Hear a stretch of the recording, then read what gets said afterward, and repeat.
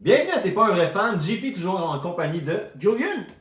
Je me rappelle, ça m'avait vraiment piqué un jour, tu m'avais dit que être fan d'un band, il y avait des gens qui pouvaient être fans sans même connaître le titre d'une seule chanson. J'ai peut-être un peu exagéré, je pense que. Ben, c'est parce qu'il y a beaucoup de gens qui vont dire qu'ils connaissent ce band-là, puis là, tu leur donnes des titres, ils sont comme Ah, je sais pas. Mais ils sont comme J'aime vraiment ce band-là. Je suis vraiment pas bon dans les titres. Ouais, c'est ça, mais- t'entends souvent ça. Mais c'est ça, je pense que c'est difficile de tracer la ligne de qui est un vrai fan ou pas. Puis on n'a jamais voulu avoir la prétention de savoir est où cette ligne-là, malgré qu'on pense qu'on connaît beaucoup de choses sur les bands Oui, qu'on apprécie. la prétention qu'on a, c'est qu'on connaît énormément sur les bands qu'on apprécie. Puis ça nous fait plaisir d'en parler pour partager ça avec vous. Comme aujourd'hui, on avait hâte de faire l'épisode d'aujourd'hui, vraiment, ouais. parce qu'on a changé un peu notre méthode de travailler. Avant, on se consultait beaucoup sur les sujets qu'on allait parler, mais maintenant, on s'est rendu compte que se surprendre, c'est aussi amusant. Puis même pour vous qui nous écoutez, de voir qu'on ne sait pas ce que l'autre va nous annoncer. Et aujourd'hui, C'est on voulait... beaucoup, excuse-moi, mais c'est beaucoup de feedback qu'on a eu de notre audience, si petite soit-elle pour l'instant, Ouais. mais Puis on apprécie beaucoup tous les commentaires parce qu'on essaie de donner du contenu qui est intéressant, autant le contenu, mais aussi à l'oreille que ce soit intéressant pour vous. c'est drôle parce que j'ai envie de dire que pour l'instant, on a beaucoup de commentaires en privé. Mais j'ai l'impression que ça fait un peu comme dire Eugène Blonde, t'en connais pas à notre école. Genre, tu sais, comme si c'est pas vrai. Genre, mais on a beaucoup de commentaires en privé pour l'instant. Puis vraiment, c'est ça, les feedbacks, on les apprécie. Merci beaucoup. Encore une fois. Et oui, cet épisode-là, on avait vraiment hâte parce qu'on a changé un peu notre méthode là, dans le dernier épisode, vous avez vu. Puis parlant de feedback, peut-être qu'on va aussi aller choquer certaines personnes parce qu'on veut parler aujourd'hui des One Hit Wonder. Oui! Puis ça, qu'est-ce que c'est exactement? Qu'est-ce que ça veut dire? Bon, One Hit Wonder, et ça, JP, c'est pour te faire plaisir, la version française du terme Oui! One Hit Wonder, Et ça, c'est vrai, t'es tout le temps en anglais, puis là, je suis content que t'as fait l'effort. c'est succès sans lendemain. C'est vraiment plus beau, et One Hit One Wonder. Hit Wonder. Donc, qu'est-ce qu'un One Hit Wonder? Ce serait une personne ou un groupe qui, grâce à une chanson ou à un morceau d'art, là, Succès sans lendemain, ça ressemble à quand t'as eu une belle soirée avec une fille, mais que finalement, tu sors pas avec. non, c'est parfait. Donc, c'est une personne ou un groupe qui, grâce à une chanson, va atteindre un succès sans lendemain. Oui. Non, un succès qui ne seront pas capables de topper par après. Qu'on va parler d'eux, mais pas longtemps. Non, mais pas nécessairement pour longtemps, non. C'est que c'est plus que ça va résonner que peu importe ce qu'ils vont faire après, c'est juste vraiment cette chanson-là qu'on va connaître d'eux. Oui, c'est eux qui avaient fait cette chanson-là, Exact. puis on connaît pas rien d'autre. Mais c'est très nuancé parce que, tu vois, mettons, un One Hit Wonder connu des États-Unis, c'est Oasis avec Wonderwall. Par contre, Oasis, c'est un band au UK qui fracasse tout, qui eux-mêmes ont déjà dit, moi je les aime pas, là, mais j'aime pas les personnes en fait, là, le band est correct, mais qui ont déjà dit qu'ils étaient aussi gros que les Beatles. C'est vrai qu'au UK, ils sont très très gros. Et tu vois, dans le fond, Oasis, ils ont Don't Look Back in Anger, ils ont Champagne Supernova, ils ont plusieurs autres chansons là, que je suis pas capable de numérer tout de suite. Mais aux States, ben, en Amérique, avec le Canada, Wonderwall, c'est la tune qui sont pas capables de topper. Il y a personne qui va dire Ah ouais, moi j'aime vraiment cette tune. Tu sais, comme c'est vraiment Wonderwall qui est le. Ben, pis ça, c'est l'exemple parfait. Quand on parle de Oasis ici, je te dirais que 80% des gens vont dire Ah, c'est eux qui ont fait Wonderwall. Puis après ça, le catalogue est pas super connu. Moins connu, exactement. Tu sais, on est des fans, on n'est pas juste des fans de musique, on est des fans de cinéma aussi. Et moi, si j'avais pas écouté le film L'Effet Papillon, que la tune Stop Crying Your Heart Out, Oui. que c'est une tune que j'adore, je connaîtrais juste Wonderwall de Oasis. Puis c'est ça l'exemple qu'on va faire aujourd'hui. Les bands qui ont connu une chanson qui est très connue, mais qu'on s'est penché un peu sur ces bands-là pour savoir qu'est-ce qu'il y a d'autre à écouter. Moi, dans la liste qu'on a préparée aujourd'hui, qu'on ne s'est pas consulté, donc on va sûrement avoir des titres similaires. Mais j'ai hâte de voir si on a des bands communs. Sûrement. Ouais. Mais dans la liste qu'on a contactée, il y a des bands avec lesquels je suis pas d'accord que c'est des One Hit Wonder. Il y en a d'autres que je comprends un peu. Donc, exemple, Oasis, ça a été vraiment un bel exemple dans le sens que pour vrai, c'est pas vraiment un One Hit Wonder, mais je comprends que Wonderwall n'ont jamais été capables de topper ça en termes de popularité. C'est parfait cette chanson-là, tu sais. J'aime que tu dises que t'es pas d'accord que c'est des One Hit Wonder. Parce qu'on parlait des feedbacks tantôt. Ouais. Puis j'aimerais ça, peut-être que vous allez être d'accord avec nous, j'aime ça quand vous êtes d'accord avec nous, mais j'aime ça aussi quand vous me confrontez sur certaines choses. Si jamais pour vous, vous n'êtes pas d'accord d'un groupe qu'on a nommé qui est un One Hit Wonder, ben venez nous le dire parce que les One Hit Wonder qu'on va nommer aujourd'hui, moi personnellement, c'est des bandes que j'ai continué à m'y intéresser et qui ont d'autres chansons qui sont bonnes. Ben oui. Donc si vous avez des chansons, des bandes qu'on parle, que vous trouvez bonnes, et que vous vous dites, ben c'est pas un One Hit Wonder, il y a telle autre chanson, ben on aimerait ça avoir des feedbacks sur ça. Puis il y a des bands qu'on va survoler. Moi, en tout cas, il y a des bands que je vais survoler juste pour les mentionner. Mais honnêtement, je suis vraiment.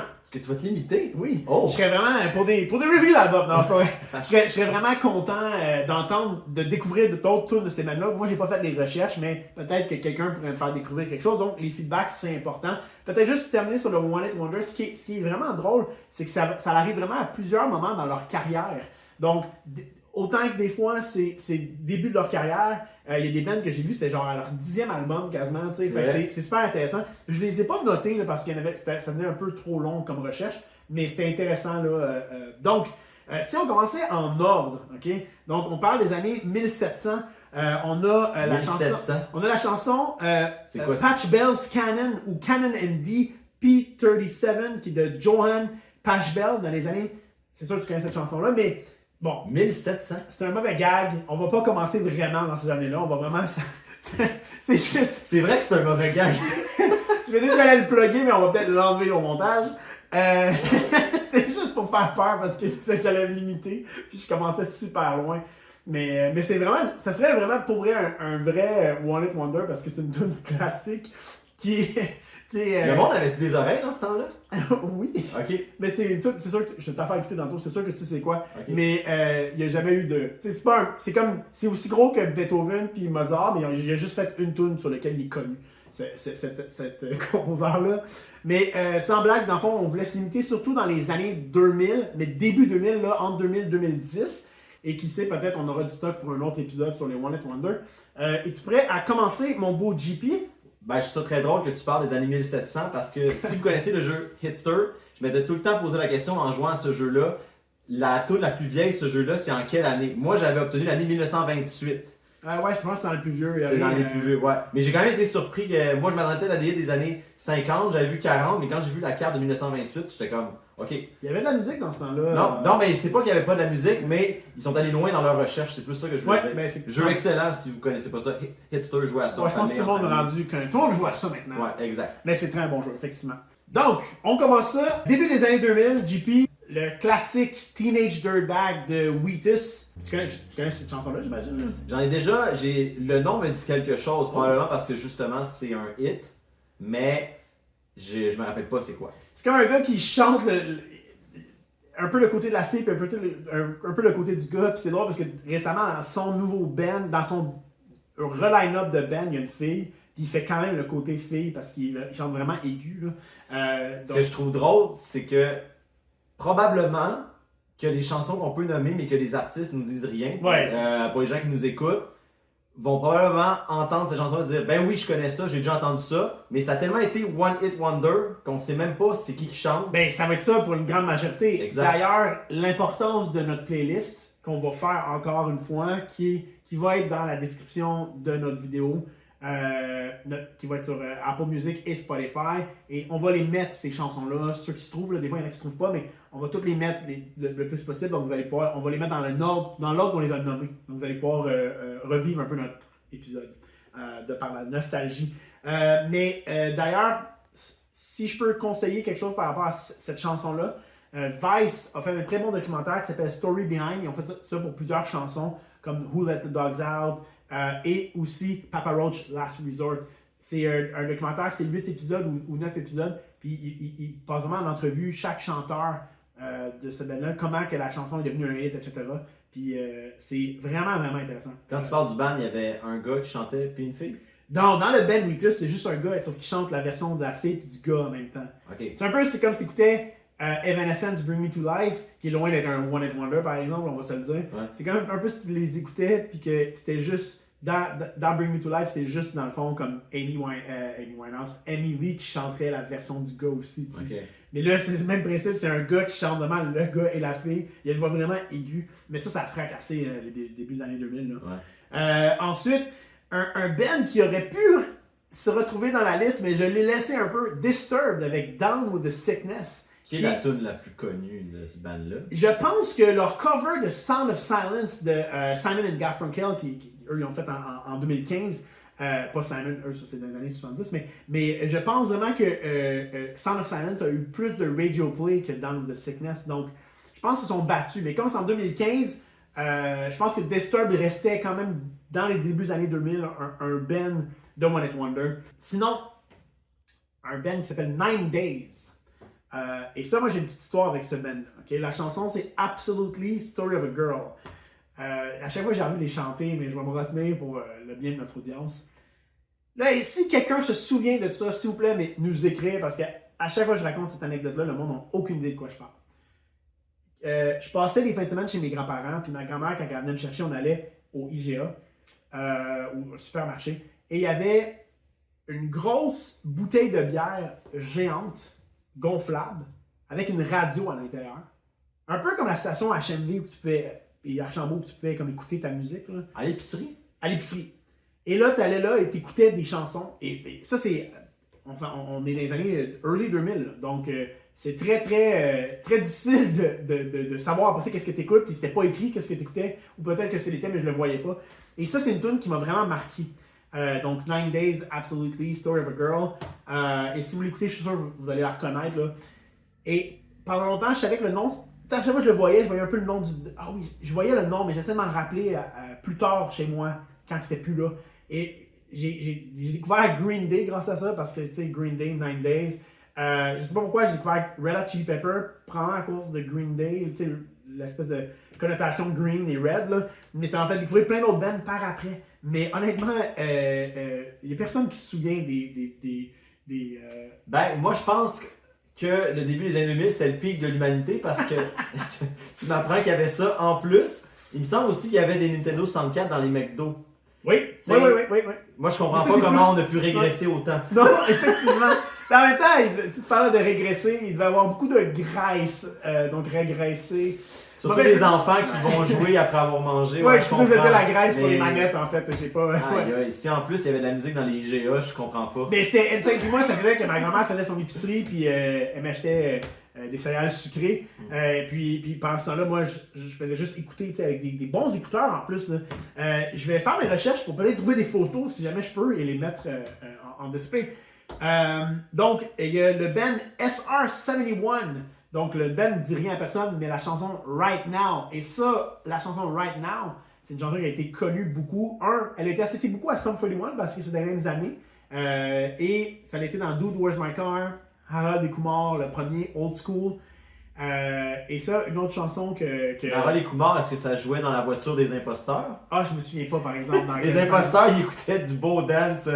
C'était Total Eclipse of the Heart. Ouais, fait que je sais pas si c'était sur leur compilation extrême! Ah, peut-être, mais j'écoute en français, moi. Ça, c'est un film que j'ai été habitué d'écouter en français. Et là, c'est le passage des imposteurs, moi, ça m'a tué. C'était tellement drôle.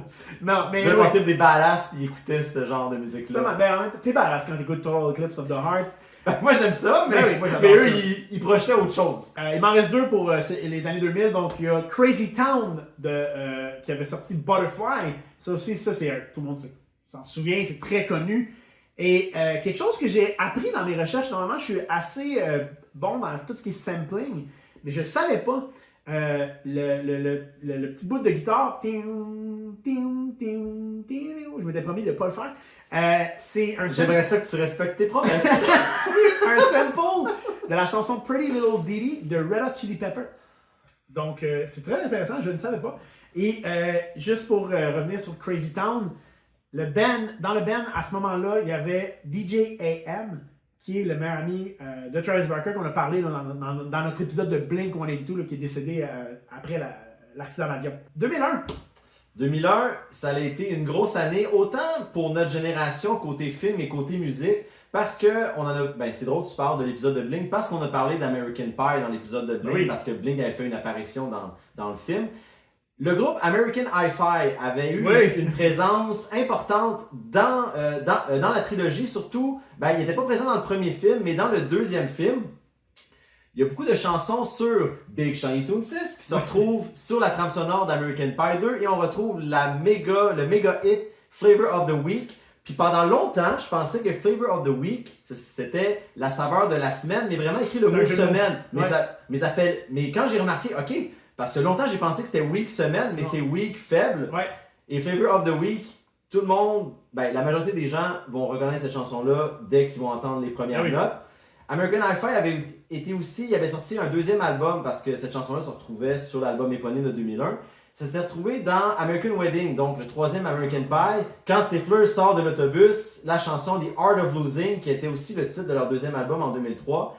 Quand je parlais, l'épisode est aussi fait. Moi, j'ai eu peut-être une approche un peu différente de comment te préparer ton épisode. Moi, je suis allé avec des groupes qu'on connaissait une chanson, mais pour vous parler un peu du matériel qu'ils ont fait après, parce que je considère qu'ils ont fait du matériel qui mérite la peine d'aller jeter au moins un coup d'œil. Le deuxième album, The Art of Losing, que la tune thème qui est excellente. L'album de 2005 qu'ils ont sorti, qui est moins connu, qui s'appelle Hearts on Parade, qui a une allure un peu plus pop, mais qui c'est l'album que j'ai acheté. Qui était le seul vinyle disponible au Noise, qu'on remercie, qui nous ont permis d'écouter le nouvel album de Linkin Park en avant-première. Oui. Mais Hearts on Parade, qui avait divisé les fans parce qu'il y avait des allures beaucoup plus pop que pop-punk, qui était l'allure de leur premier album. Personnellement, leur premier album, oui, c'est mon préféré, entre autres à cause de Flavor of the Week, mais cet album-là est très solide du début à la fin, je vous le conseille fortement. Et Hearts on Parade, au moins allez jeter un petit coup d'œil. American Hi-Fi, par contre, qui n'ont rien sorti depuis au-dessus de 10 ans, dernier album qui date de 2014. Puis c'était ça un peu le but de l'épisode. Au début, c'était de faire des recherches.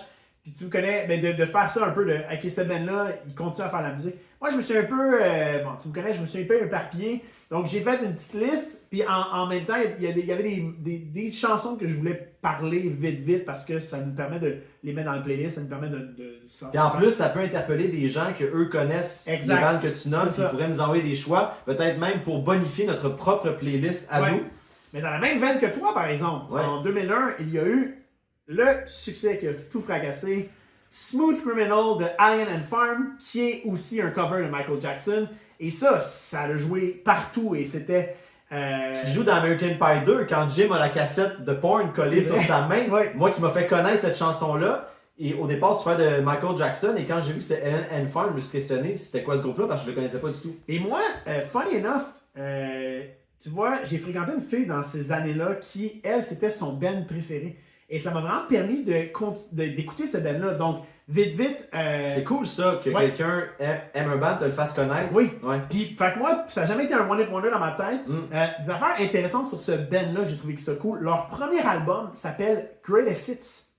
Oui, c'est vrai. C'est quand même nice. Ouais, j'avais remarqué ça, puis je comprenais pas si c'était une compilation ou non. Mais même moi, j'avais skippé cet album-là. Honnêtement, je l'avais jamais vraiment écouté. Qui est une bonne idée quand tu y penses. Qui était une excellente idée, qui est leur premier album. Ouais. Et funny enough, dans le fond, dans cet album-là, il y avait la première version de Smooth Criminal qui s'appelait à ce moment Slick Teeth.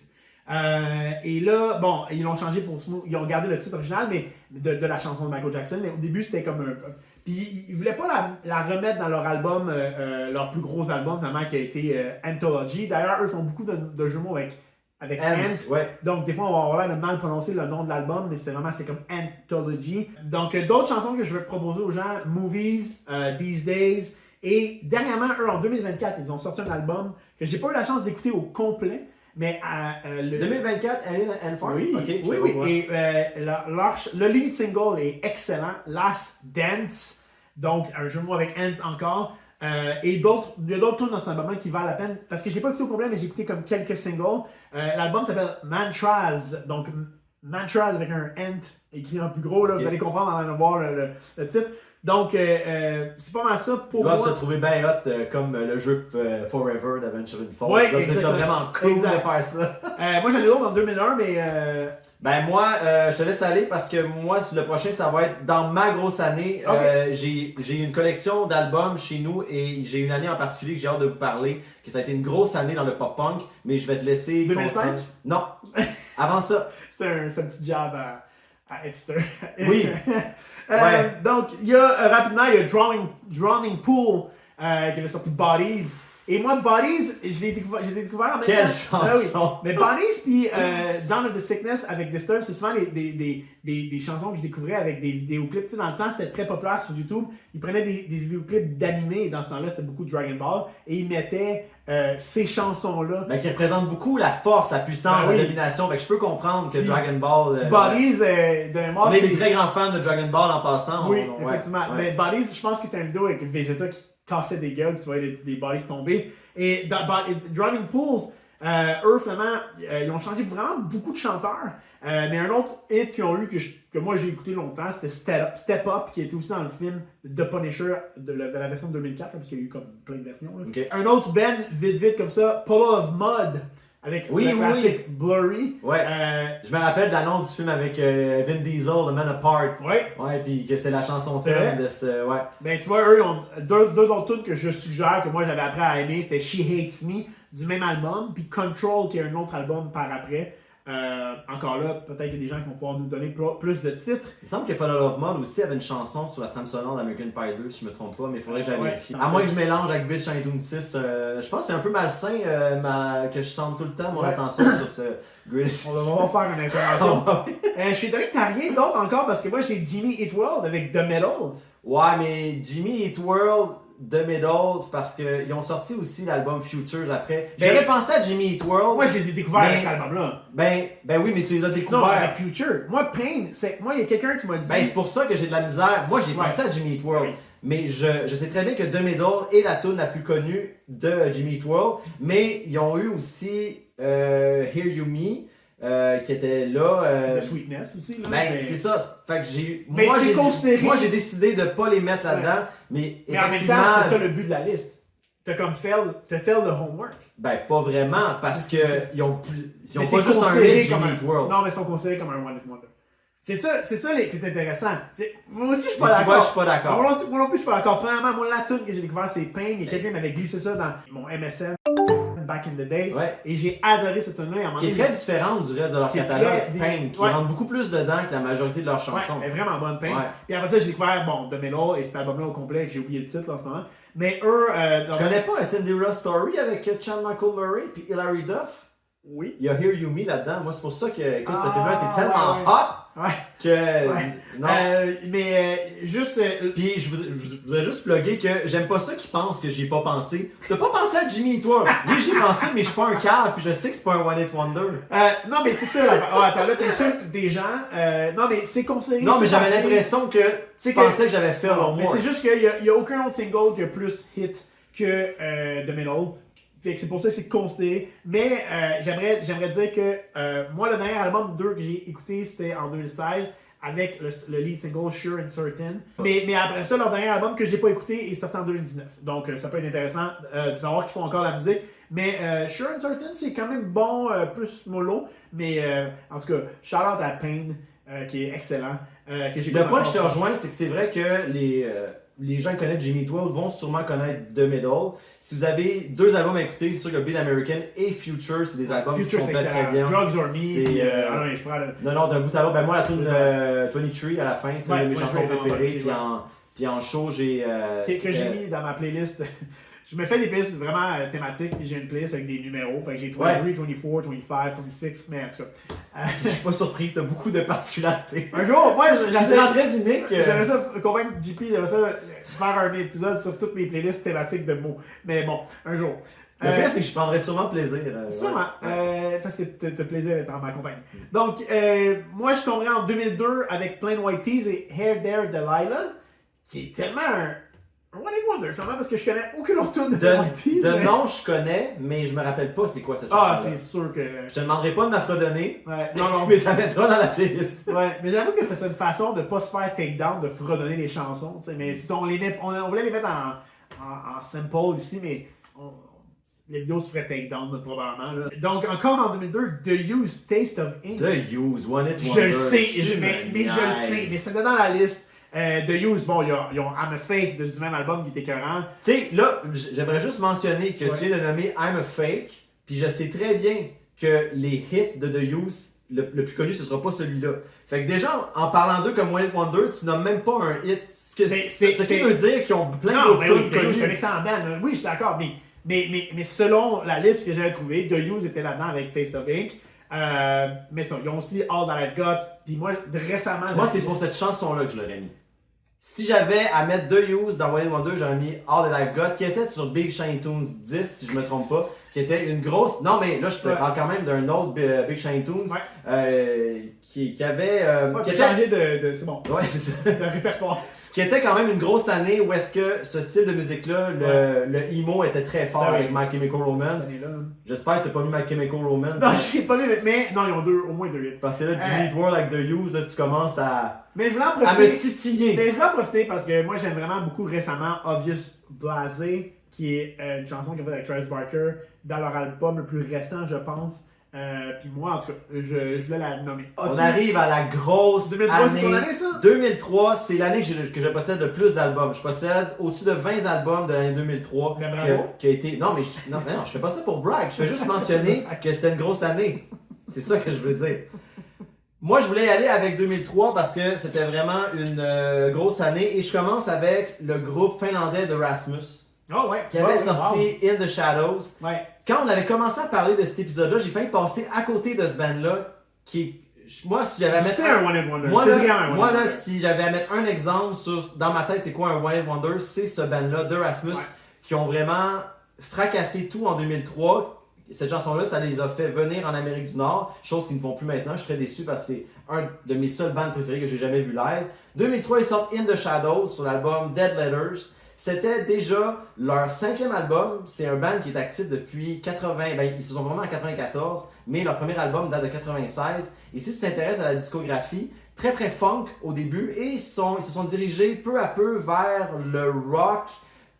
Présentement, je dirais qu'ils rentrent peut-être plus dans le pop, mais il était plus. L'album Dead Letters est considéré comme un album rock qui est très très bon. L'album en tant que tel, au complet, est bon. Si jamais vous avez la chance d'écouter un seul album, c'est sûr que je vous conseille celui-là. Puis on sorti une tune dernièrement. On l'avait écouté ensemble, je me souviens plus. Oui, Rest in Pieces qui est sorti en 2022, en 2024. Je dis 2022 parce qu'ils sont revenus dans l'actualité, parce que c'est mon actualité qui est peut-être pas celle de tout le monde. Mais en 2022, ils ont participé à une compétition de style Star Academy. C'est en Europe, Eurovision Contest. C'est connu. Bon, ben tant mieux si c'est connu.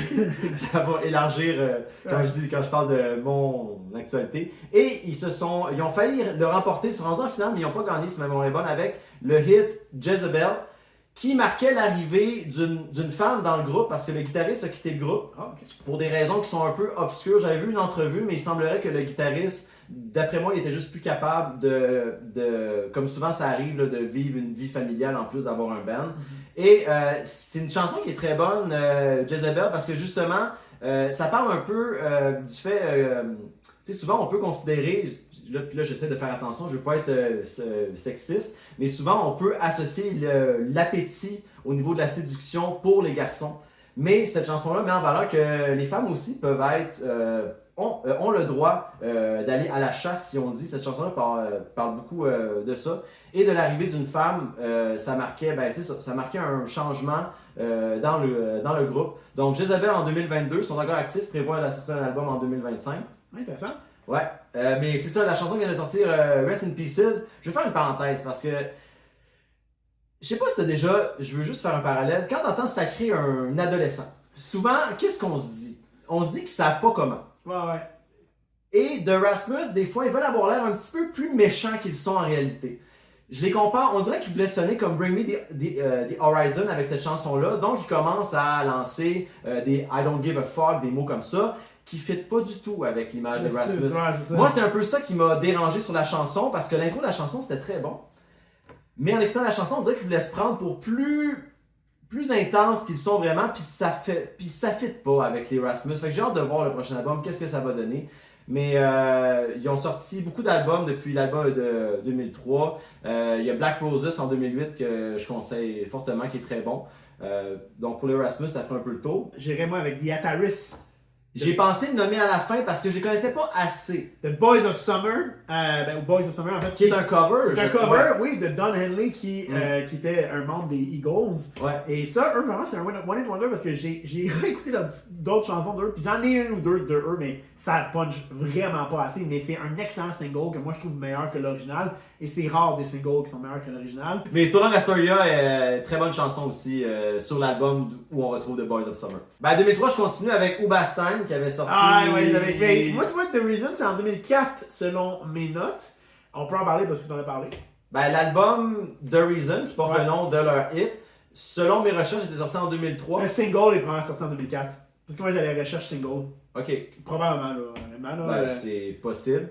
Mais j'étais pas certain parce qu'il avait été connu aussi avec leur premier album en 2001 avec Crawling in the Dark. Crawling est excellent, Crawling in the Dark. J'adore cette chanson-là. Puis j'avais donné un essai à l'album au complet. Ouais. Et Ubastein, ce qui est dommage avec ce groupe-là, c'est que on a parlé de The Used tantôt, que The Used est très bon pour parler de la souffrance, mais il arrive à le faire pour que ça vienne nous chercher émotivement.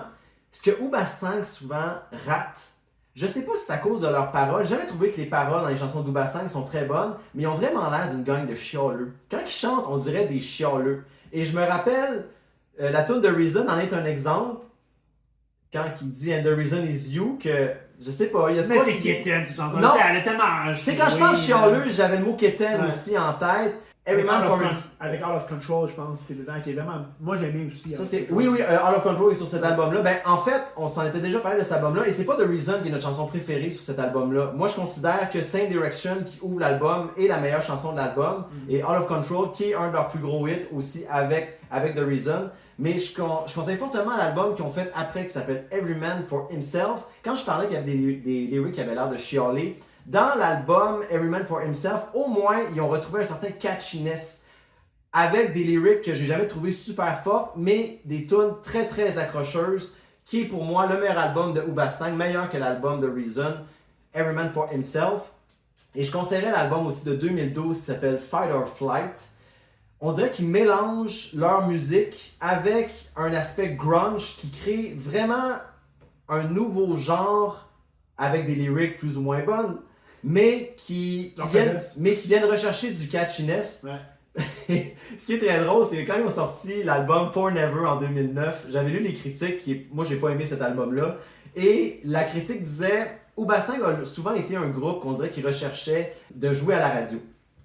Ouais. Et là, il avait praisé le fait qu'avec l'album For Never, on dirait qu'ils sont allés plus de manière personnelle pour créer quelque chose, pas juste pour jouer à la radio, mais ils sont allés d'un côté plus personnel, et la critique disait mais souvent malheureusement pour nos oreilles. Qui ont souvent l'air de... Oui, ils vont chercher une autre direction, mais malheureusement pour nous, c'est pas vraiment bon. Je recule un peu, moi, avec en 2003 encore, avec Fountain of Wayne, avec Stacy's Mom. Juste un petit shout-out à ce band-là. Il y a eu d'autres bonnes tunes. Moi, j'ai longtemps pensé que c'était Bowling for Soup qui avait joué cette chanson-là. Quelque chose par rapport à Bowling for Soup. Ok. C'est en 2004, je peux y passer tout de suite, mais Bowling for Soup qui sont reconnus beaucoup pour leur chanson 1985. Et eux, d'ailleurs, ont fait un cover de Stacy's Mom en 2011. Okay. Et ont aussi fait un... Je le pensais plus vieux que ça, ce cover-là. Mais il y a aussi que le cover, la chanson de 1985, c'est aussi un cover du band SR71, qui est le band que j'ai parlé plus tôt. Scully Doesn't Know, en fait. Non, c'est pas Scully, c'est Sedastra.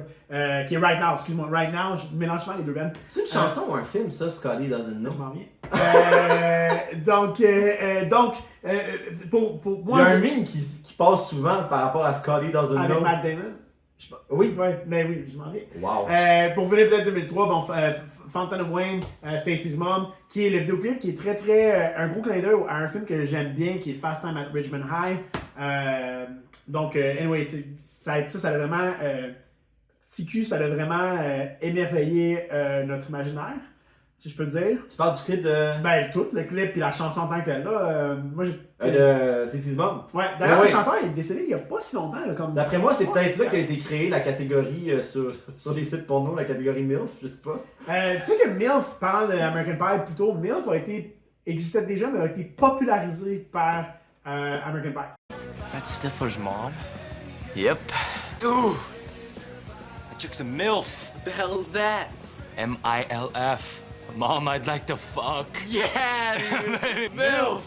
MILF! Parle de MILF Guys. Le MILF Guy qui, lui, après ça, a été dans Harold and Kumar. Oui, John Shaw. Ouais, exactement. Mais oui, mais le terme MILF a été popularisé par lui, grâce à American Pie. Donc, effectivement, Stacy's Mom a dû aider. Il était peut-être pas précurseur, mais... Et John Shaw a fait un film sérieux, le film Searching, où est-ce que sa fille a disparu. Et je me rappelle pas de son origine. Là, je veux pas me tromper. Il me semble qu'il est coréen. Ouais, de mémoire. Puis c'était le premier film sérieux qui mettait en vedette un acteur coréen. Fait que le film Searching, je vous le conseille fortement. Pour terminer 2003, avant qu'on s'excite avec le reste, Yellow Card avec Ocean Avenue. Tu vois, moi, c'est quelque chose que je trouve que c'est un band que d'autres méritent.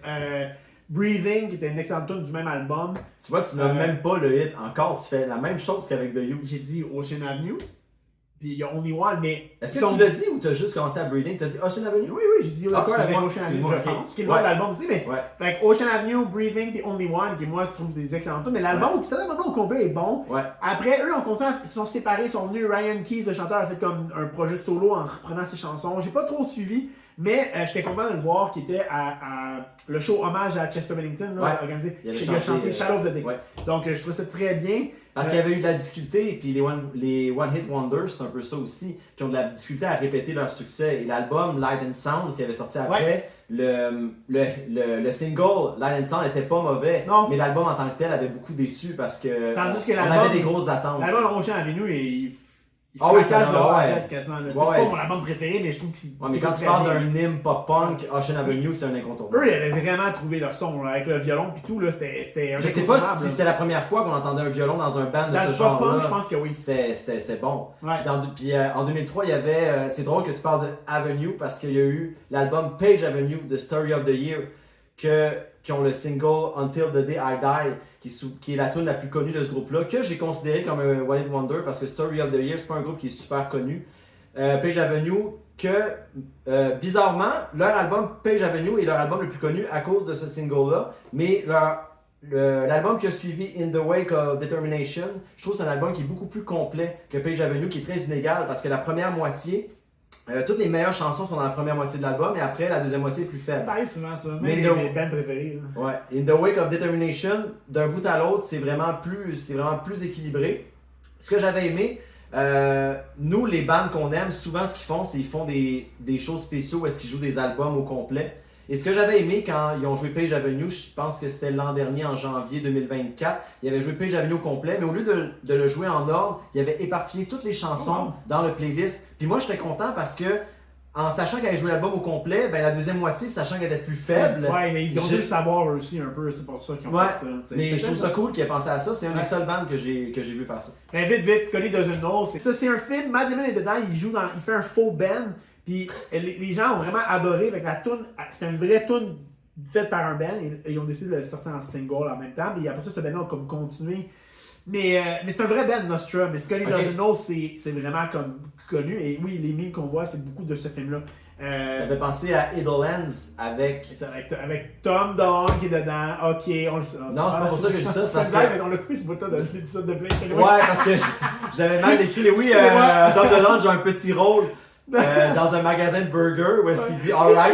Je l'ai vu cette scène-là hier en plus, c'est Ouais. quoi les chances, ouais. Ouais. J'avais jamais vu ce film-là, puis je l'ai vu Ah, choquer puis en ses plus, il mains, avait puis- ses cheveux blonds, puis il avait. Ouais. Il est vraiment dur à C'est le connaître. dude- puis- C'est le Dude Range Era, probablement. là. Ouais, puis il reste Ouais. 2 secondes. Mais dans Idlelands, il y a des. Parce que tu m'avais pensé à ça en disant qu'il y avait un band Ouais. dans un film, ben, The Offspring joue vraiment dans le Ah, film. c'est nice. C'est le band qui est invité au bal de l'école. Mais Ah, wow. Idlelands, c'est un film culte, là, c'est très bon. J'ai jamais vu. Mais moi, je suis rentré en 2005. Oui, ben 2005, grosse année aussi. Fait que 2005, ben, il y a Ohio is for Lovers de Alternates. Ah, ok. Gros banimo. Je m'étais intéressé à cet album-là, il y a pas si Ils ont longtemps.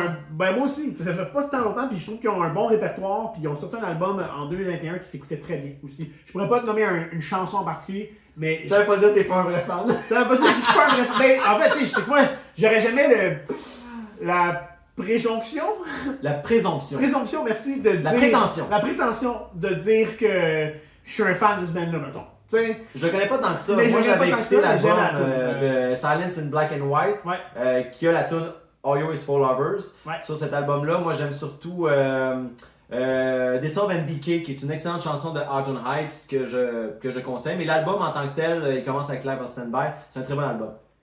Mais j'ai pas, mais je me suis pas intéressé à ce qu'ils ont fait. Moi non plus, mais l'album plus récent, oui. Mais Ok. il est là, comme je dis, j'ai pas de titre en tête à proposer. J'en mettrai peut-être un dans la playlist. Là.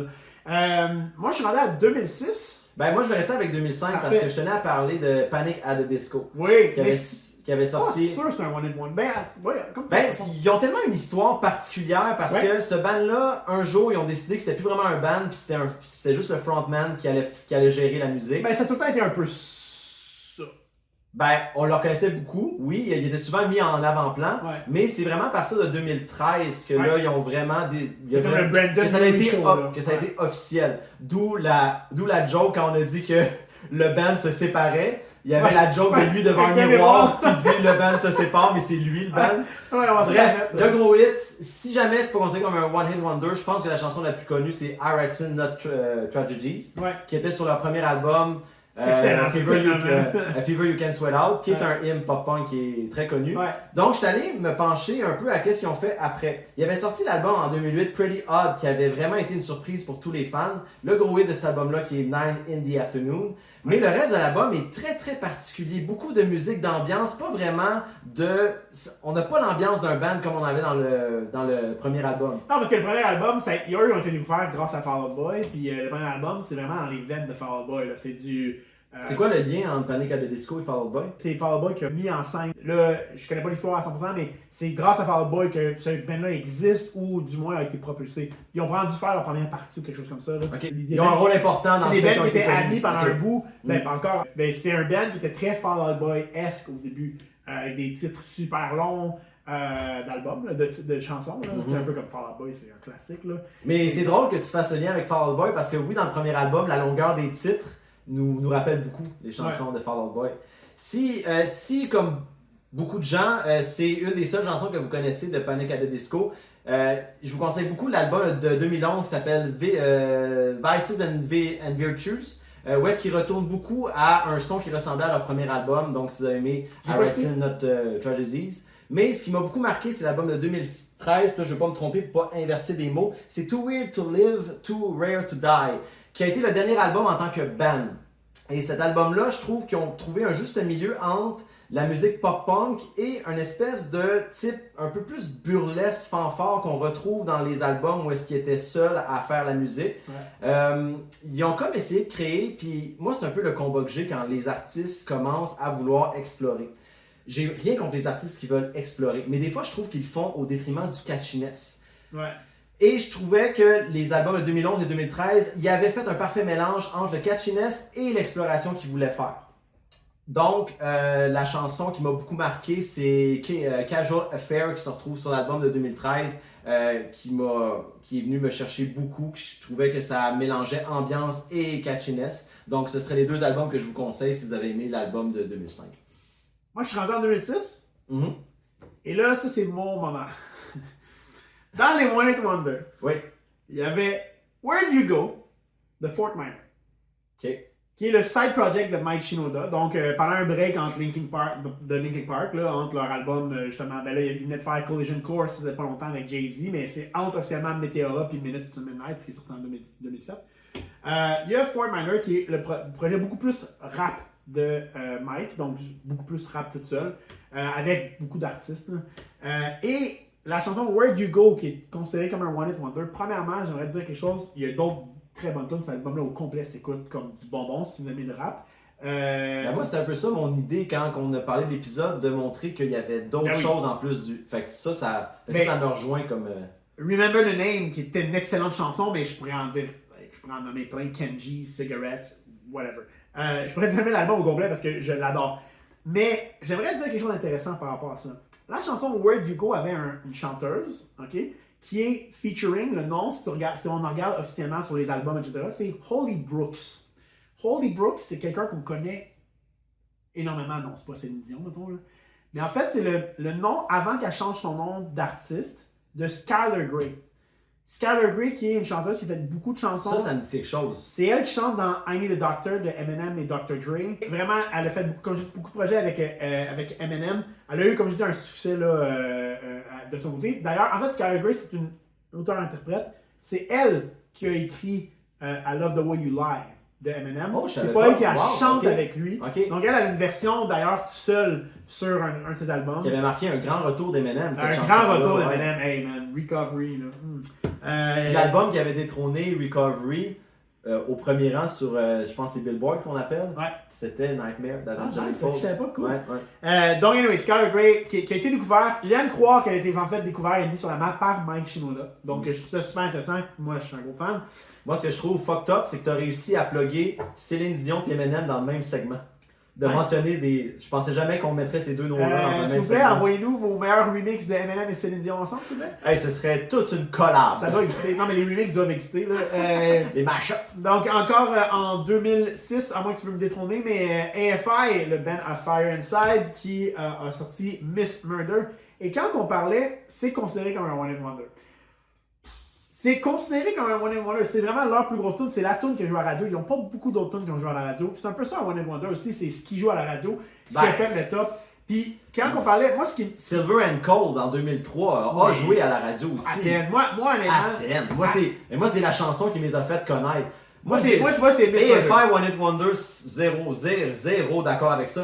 AFI, c'est un de mes bands préférés. J'en aurais parlé à 100 000 à l'heure si je les aurais considérés comme un One Hit Wonder. Mais attends, on va faire un épisode sur eux. Mais moi, tu vois, moi, je les ai découverts en 2006 avec cette chanson-là, qui était, je pense, dans Guitar Hero.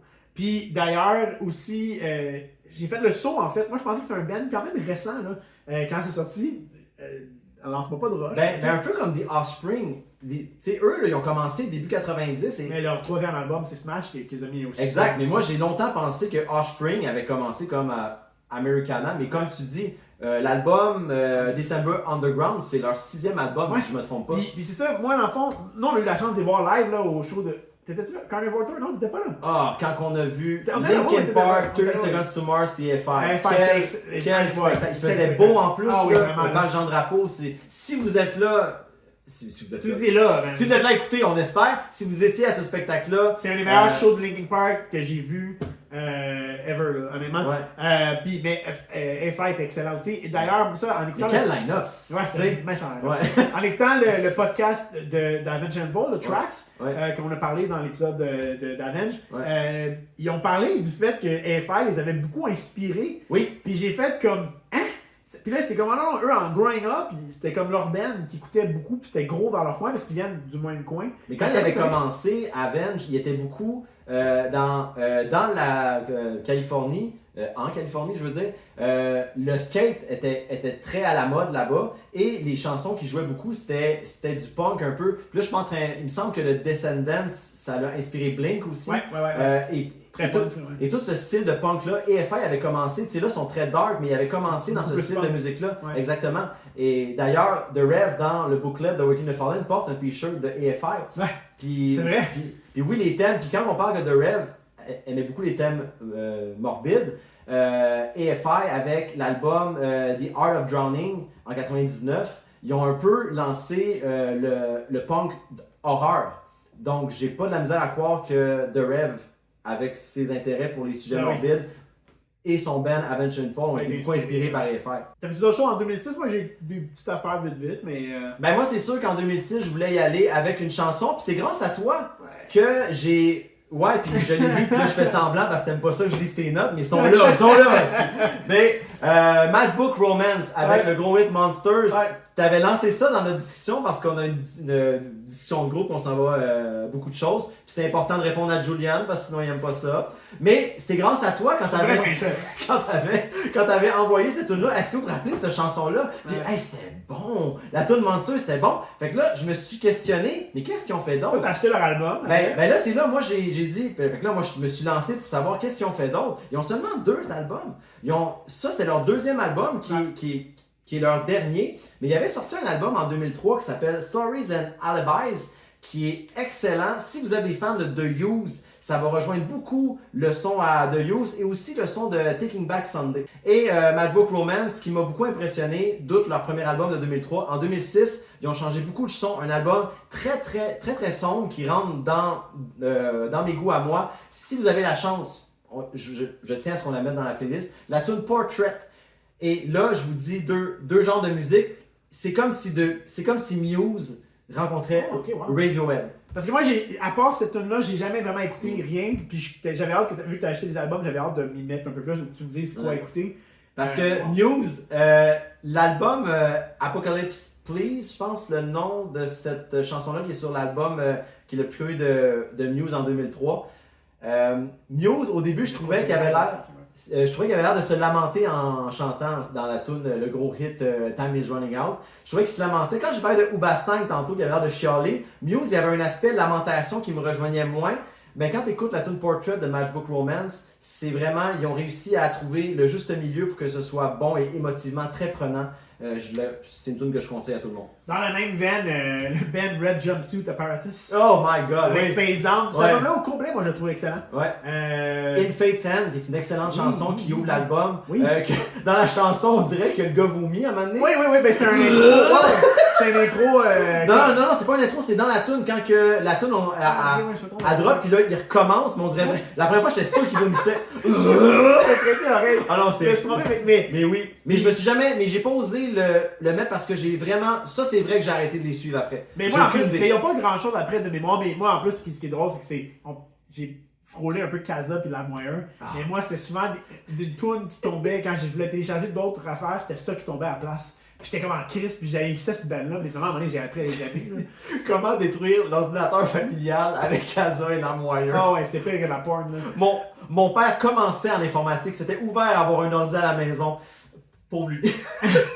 Moi, je suis rendu en 2007. Je te laisse aller. Le band Buck Cherry. D'ailleurs, Buck Cherry, j'ai toujours cru que ça venait de changer le nom de Chuck Berry, un guitariste connu, là. Un musicien connu, en fait. Mais non, ça vient d'un de leurs amis Drag Queen.